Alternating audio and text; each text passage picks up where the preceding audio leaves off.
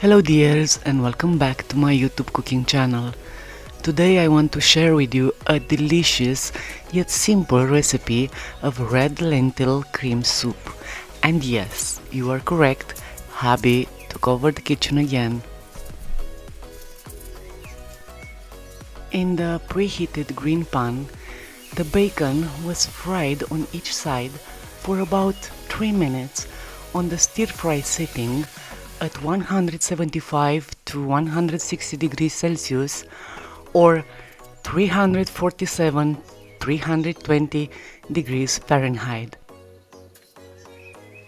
Tip: if you like to have delicious crispy bacon, once you take it out, place it on a paper towel to absorb any excess fat. On the sauté setting at 135 degrees Celsius, 275 degrees Fahrenheit, sliced onions and paprika were added and cooked in the delicious smoked fat released by the crispy bacon. You might say that this is an Arabic recipe at its origins and should not include pork meat. However, this is a reinterpreted recipe for bacon lovers as us.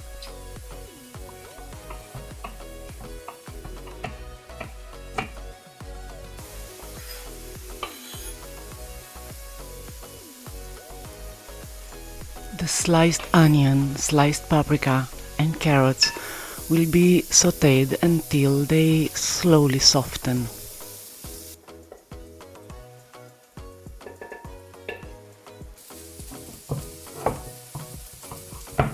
We really like to use a multi-cooker to prepare this soup because you can use the same pan to finish the one-pan recipe. You only need to adjust the degrees and the time.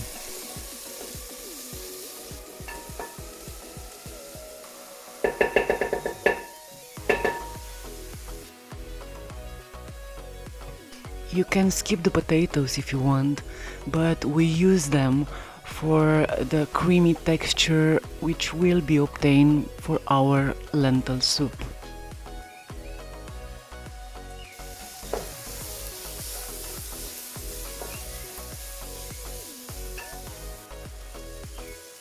Once the veggies are softened, previously hydrated red lentils will be added also.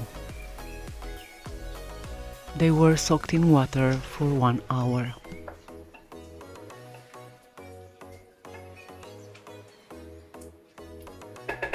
The potatoes will also be added to this delicious mixture of vibrant ingredients.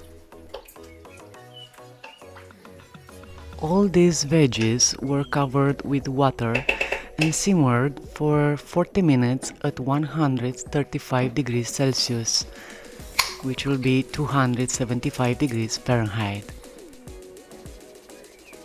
When the veggies were cooked through, tomato sauce was added and everything cooked for another 5 minutes.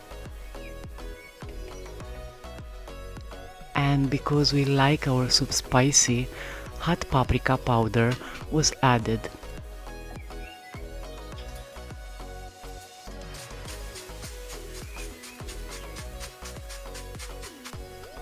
Parsley and chopped garlic were also included in our upcoming soup, and of course, we didn't miss salt and pepper.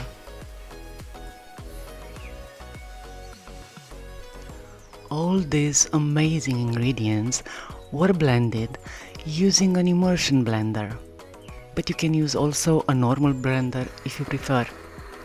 By using the immersion blender, just be cautious not to touch the bottom of the green pan of your multi-cooker or the pan during the blending, as it could cause damages. A final touch is given by adding this vibrant green dill. For a creamier consistency, before plating, if you want, you can use a fine sieve. We didn't use it in this case, but if we have friends on dinner or lunch, we will do that fancy step.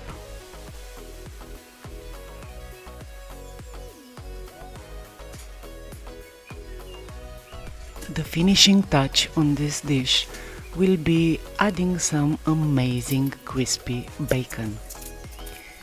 If you enjoyed this video, please consider to like and subscribe. Thank you!